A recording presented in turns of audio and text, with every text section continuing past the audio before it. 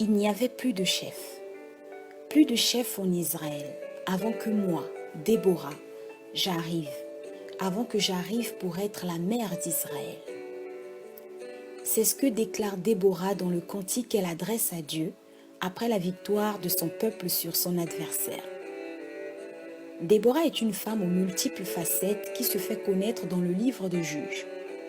Elle était épouse de Lapidote, prophétesse et juge, c'est-à-dire chef établi sur le peuple.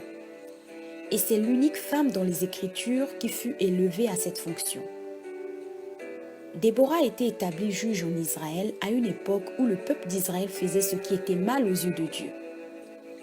En réponse à leur mauvaise conduite, Dieu les livra au pouvoir de leur ennemi qui les opprimera de longues années durant.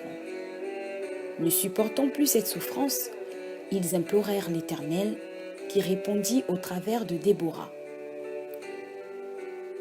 Celle-ci ne revendiquant aucunement le statut de chef de l'armée, elle convoqua un homme, Barak, pour qu'il marche devant les troupes, car Dieu allait livrer entre ses mains leur ennemi. Celui-ci accepta à condition que Déborah marchât à ses côtés, ce que celle-ci fit, car il était temps que le peuple soit délivré de la main de l'oppresseur. Voici une femme qui concentre en elle seule plusieurs fonctions à une époque où les femmes étaient relayées à des postes non publics. Elle était impliquée dans les affaires domestiques en tant qu'épouse, dans les affaires spirituelles en tant que prophétesse et dans les affaires politiques en tant que juge. C'était une femme de pouvoir qui a su faire la différence dans un environnement habituellement réservé aux hommes. Cependant, elle a utilisé son pouvoir avec un cœur de mère pour défendre, protéger et guider.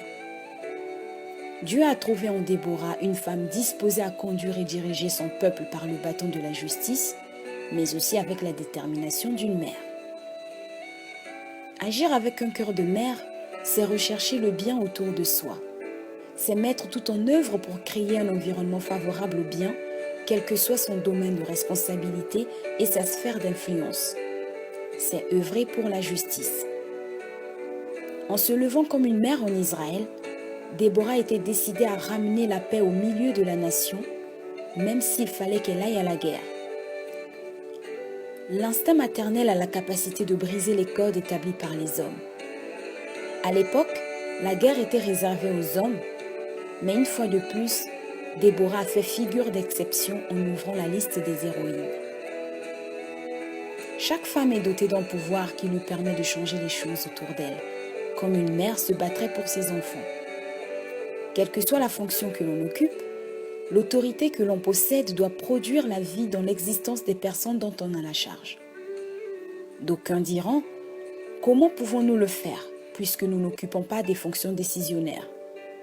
La réponse est simple.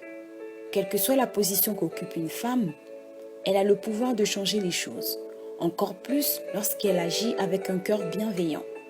C'est une grâce qu'elle a reçue du Seigneur.